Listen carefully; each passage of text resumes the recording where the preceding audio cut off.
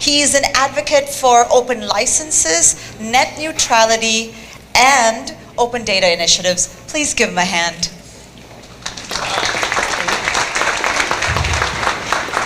All right, hello. Hello, everybody. My name is Ryan. I'm the Chief of Staff at Wikimedia. This is my 10th day on the job, and I'm coming to you straight from Tunisia, where I was just doing some meetings with the community. So it's a real pleasure to be here, and I'm really excited to have this chat with my friend Katarina, who we've known in the open movement for some time, and back from when I was at Mozilla.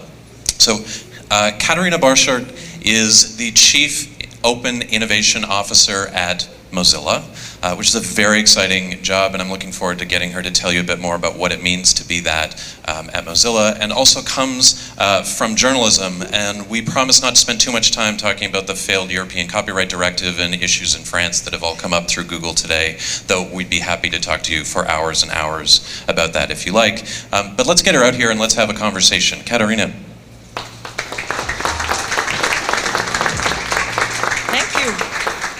Thank you, Ryan. Hello, Toronto. Hello. Hello. It's nice to be here with you.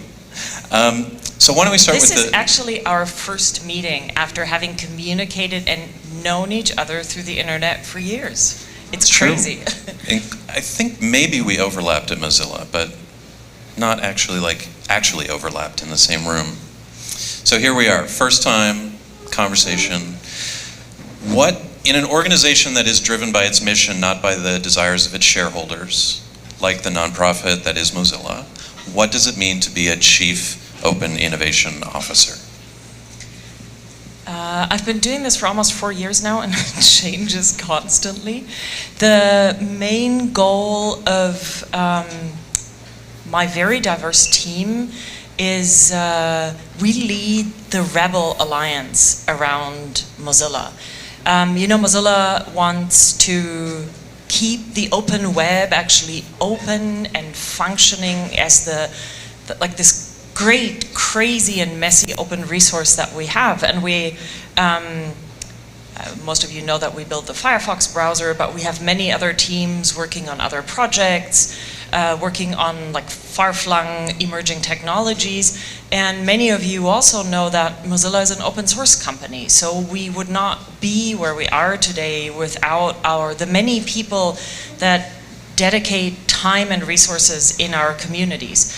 And we build the bridges between our staff on many different teams, from the policy folks working on better laws in India, to the people building the core engine at our browser, or building our VR browser and thinking about the future, and our communities out there, but really all the people that have aligned goals, care about the same things that we care about, have the same vision of an open, better, inclusive future.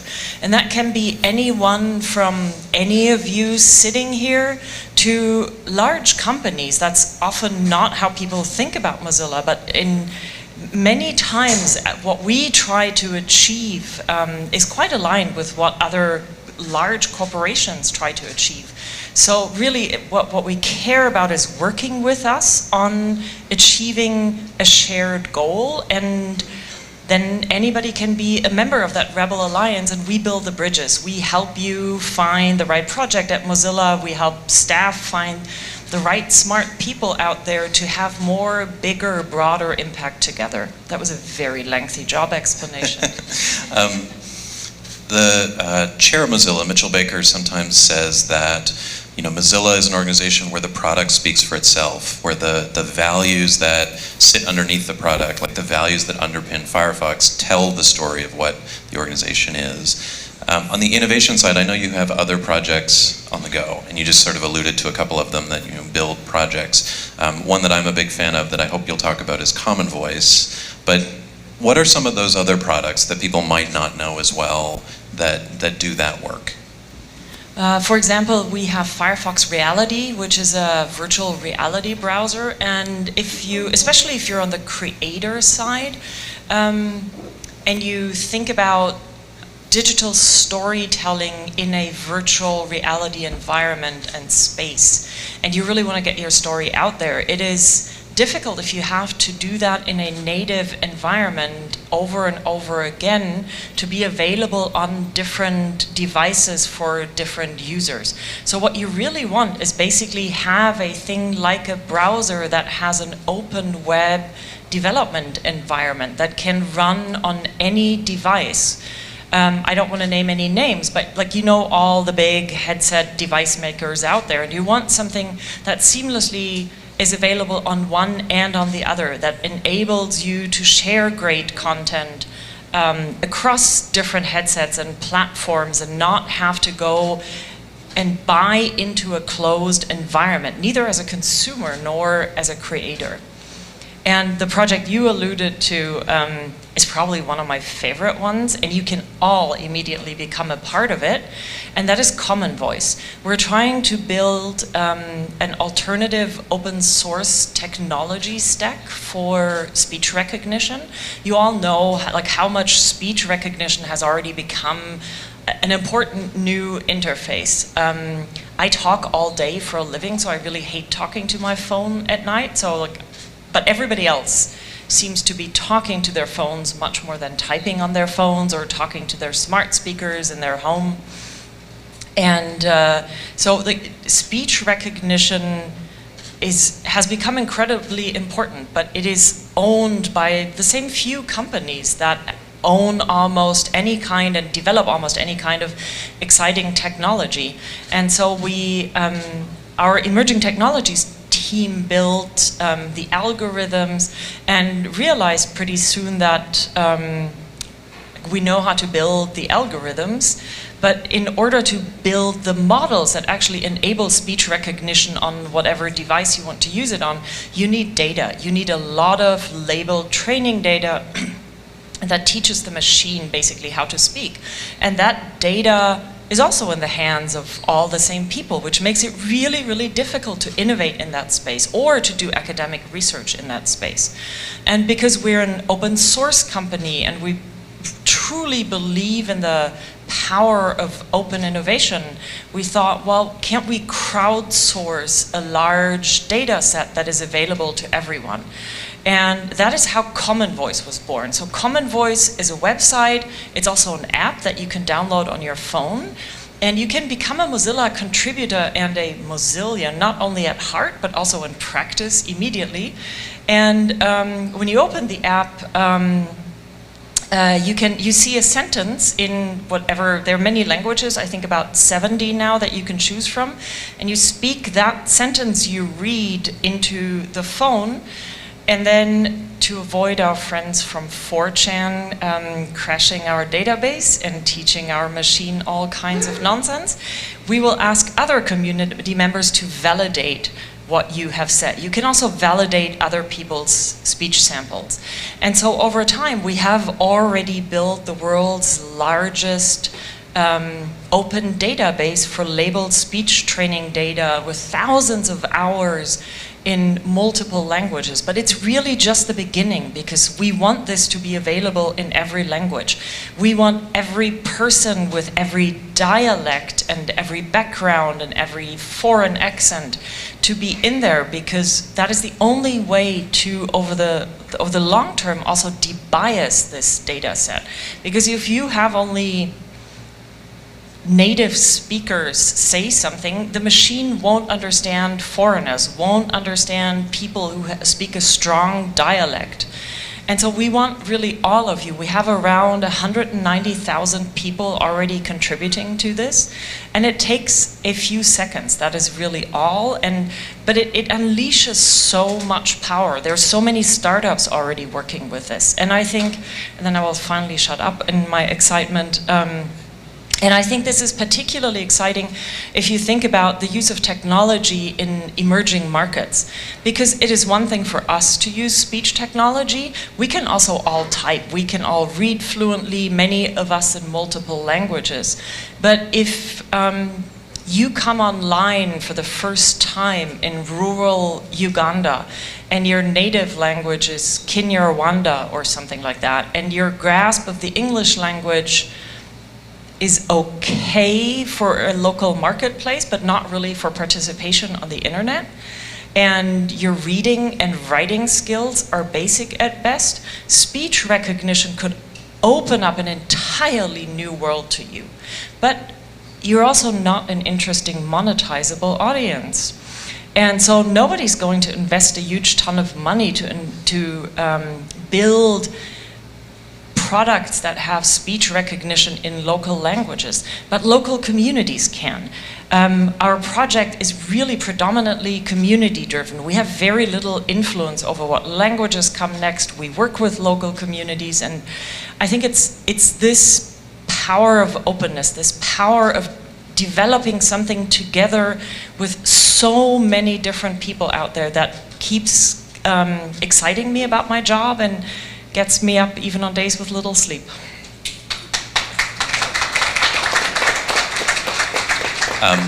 Just by a quick show of hands, raise your hand if you work on a product or within an organization that uses machine tools and voice. Or have a product that intersects with something that touches voice. Yeah. So the thing that gets me excited about this project is the idea of creating infrastructure and resources that everybody and anybody can use to reach users wherever they are. One of the things we were talking about before we came out here is the challenge in open source is that it often arrives without a business model. Or those business models can be harder to find because you've taken the gate to access off the table as the thing we charge for sometimes. How does a product or a project like Common Voice, if all the folks in this room start becoming users and contributors, but perhaps users and maybe not yet contributors, but we'll see how that plays out. How does that become sustainable? How do you tackle that problem? How do you make the case for why we would hope everyone would use open source or build open source and to tackle that business model problem that goes with it? Can you just re-invite me in 2 or 3 years and ask me again? Because that is that is probably the biggest challenge that we face. And I think making the case why, as a developer, you should be using open source is a fairly easy one to make, and that's been made many times. But what people often don't realize is how much we rely on open source projects, open source technologies in our core internet infrastructure that we talked about this earlier, are run by like one guy. What happens when that one guy gets hit by a bus? Why do we expect that poor one guy to spend so much time to deliver something that we can't see, but that we all rely on? And I don't think there's one simple answer for open source sustainability.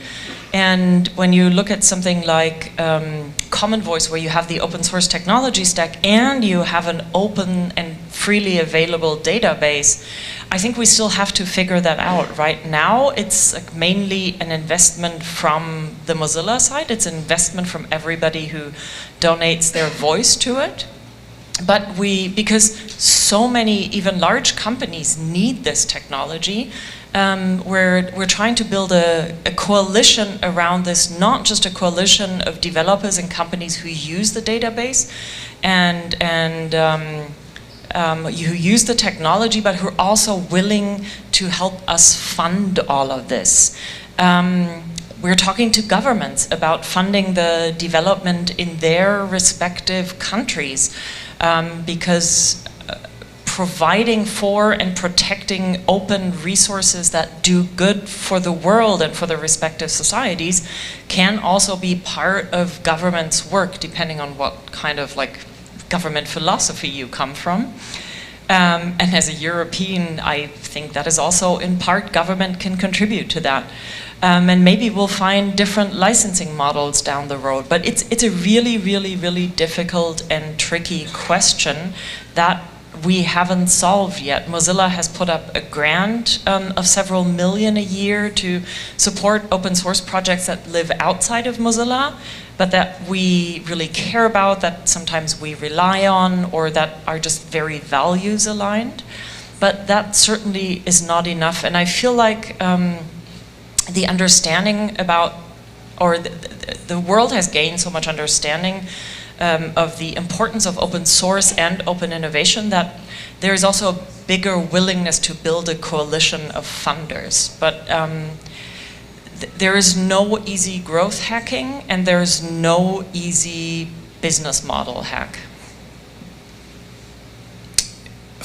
Firefox in 1998 was the answer to a particular question. An internet that was, and a web that was increasingly locked down and proprietary, and where it was harder for new players to get in, and where the experience for users was pretty lousy. And Firefox was a way of answering that question. If we build a world of open standards on open source, we can make a more competitive environment for new actors to come in and make a web where anyone can build things. And you might argue that Mozilla, and by extension Firefox, kind of won that fight by changing the web for the better. I remember 7 years ago, Microsoft announced they were retiring IE6. And in the press release they said, "In a world of open standards, there is no place for Internet Explorer 6. And I remember thinking that Firefox would have said that in 1998. But that was a huge thing that we'd come that far, that Microsoft was saying that. And now Microsoft, one of the largest contributors to open source. The questions are different today. The questions that are facing the web and that are facing users and challenges that they're facing, and the competitive environment is very different today. When you think about your role as an innovation officer, what are some of the questions that you think we should be thinking about now, and what are some of the ways that you're thinking how Mozilla might step towards them? I think the whole question of open data is a super critical one, far beyond the voice project we have now, because in a world that is increasingly powered by machine learning tools, artificial intelligence, data becomes ever more valuable and important than before, and there are many issues with that. Like access and innovation around that is a huge issue if data is only in the hands of a few key players. The inherent flaws and biases in data are a massive problem, especially if you don't have any access to the data and you can't investigate it, you can't understand why a certain machine acts the way it acts. And we always pretend that Boris Johnson said this yesterday at the UN, and I try not to listen to what he says, but sometimes you just can't help yourself when he talks about these bleary-eyed robots that we're going to see soon.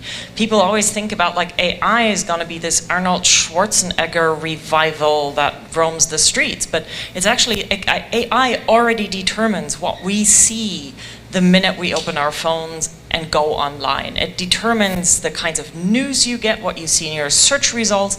It determines the price of goods that you buy. Like, don't wait for the bleary-eyed or pink-eyed robots or whatever his creepy vision for post-Brexit UK is.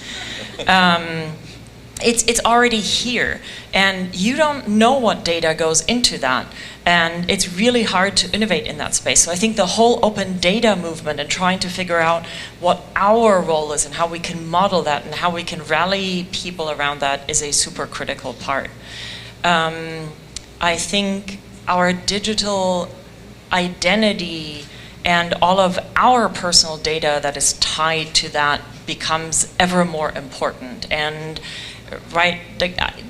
I would rather obviously have some neutral instance take care of that and hold my data and build some kind of tool that can act as an intermediary for me online and manage my data relationships to all kinds of goods and services.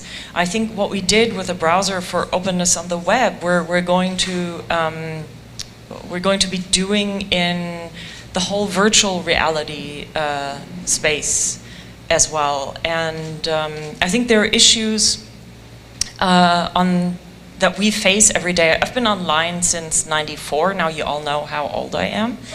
And I remember like it totally blew my mind, and all this like openness and potential for like having a voice and democratization and all the excitement. And sometimes I really have to sit down and try to remember that when I look at like the cesspool I'm swimming in every day. And I'm still a Twitter addict, but man, you need pills to survive that on some days. And I'm so frustrated by, instead of like amplifying diverse voices and giving everybody the opportunity to be heard, the current iteration of social media and interaction on the web silences voices massively and doesn't only replicate the biases we have in the real world, it amplifies those. It's like even worse than making your voice heard anywhere else. And if you imagine going into an AR or into a VR future, if you imagine just not addressing this massive harassment problem, but taking it into a virtual reality space, I'd rather not be a part of that. So how can we address some of that? And I think that, I don't know what that looks like. I probably would be not sitting here if I knew how to solve that, be holed away somewhere solving it. But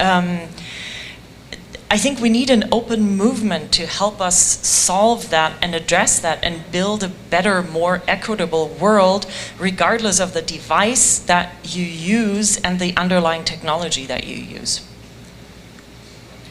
I was heartened when, I think it was maybe a year or so ago, that for the first time Mozilla edited the manifesto that has guided so much of its work to start to bring in some of those principles that you talked about, and into both the web that you want to see, but also the way that you're trying to work with others.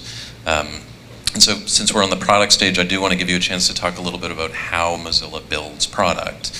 And product development and innovation are obviously very different in an open model where thousands and thousands of contributors who don't work for you contribute and build the things that you build, as well as the team that is part of the staff at Mozilla. So how does that model of working openly, and you may want to talk briefly a little bit about how that works, but how does that help or hinder your work? What do you get from that, and what are the costs? I'll start with the cost side. Whether you look at the traditional open source development, or you look at open practices like crowdsourcing, for example, any kind of community involvement, it's messier. Those of you who have some work experience and have worked in management, it's hard enough to get your employees to all run in the same direction and do the right things. Try doing that with a community of volunteers. And we all too often pretend that you just if you put your code on GitHub and maybe write a blog post about it, all the people will come and miraculously make it better. That's actually surprisingly not how it works.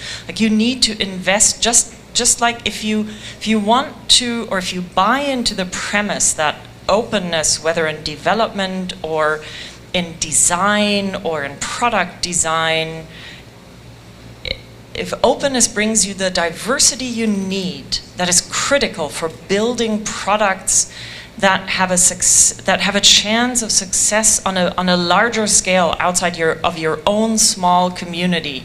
If you believe that diversity of opinions and voices and talents at the table helps you see blind spots and avoid them, helps you understand unintended consequences sooner, you really need to invest in getting those people at the table and managing those communities well. And just like we have, we all strive for more diversity of talent, culture, any kind of background in our employee base, and that takes a lot of work, and that takes good practice to not just hire the right people, but also make them feel included and welcome, and actually make their voices heard and make the introverts heard and have their experience count for something. You also have to do that in the communities that you build. And the more people want to have a say in something, the harder sometimes decision-making processes are. When you just do top-down management, which worked in the old days in manufacturing plants where you had like very manual tasks. It's very clear what everybody's supposed to do, and you get to decisions much faster because you have only one or two people making decisions.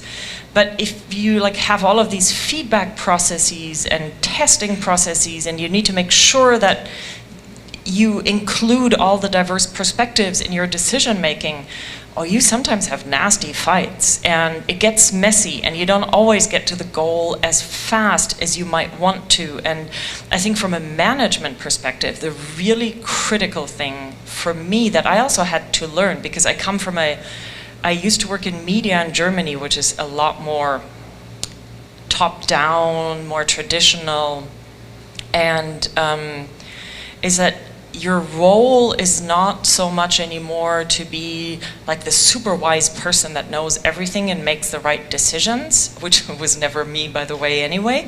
But your role is to create a space and to hold a space for people to be creative, to have differing opinions, to work through conflict, and to, in the end, arrive at a much better solution and a better product. But it's messy, it takes time, and it's an actual investment, both in like times and resources, but it's also an emotional investment.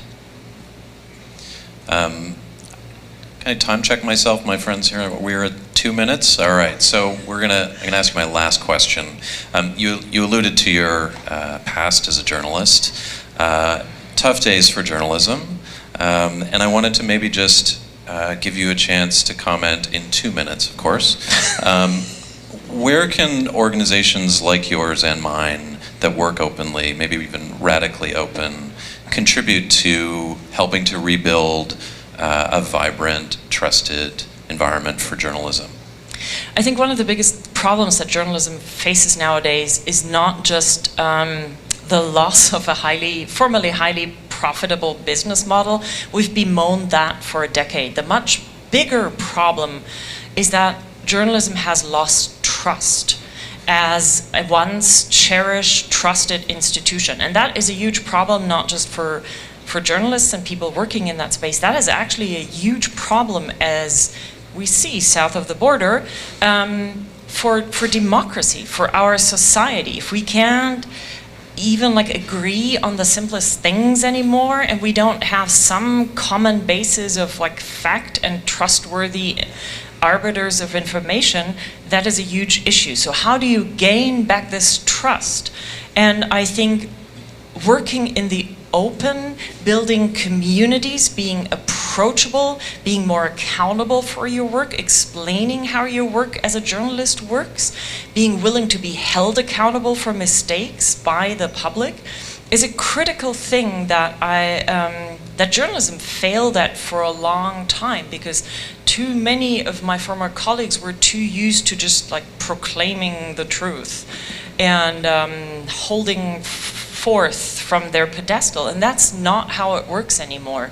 But and I think open practices and working radically open, and for example making certain additional information available, explaining your work more, correcting your work more openly and publicly understandable if you make mistakes, is super critical. If journalism is a black box and as a user you just see some output, how are you supposed to have trust and faith in that institution? So I think that is probably one of the most important things where we also build some useful tools, but I think like sharing our experiences in an open environment without pretending there are no downsides and no difficulties, but really sharing our experiences and best practices is probably one of the most important things. So journalism needs a little more open source. Definitely. I hope everyone here, you'll help me thank Katarina for being with us today. Thank you so much. Thank you so much for having me. Thank you for all the work you do. Thank you. Bye.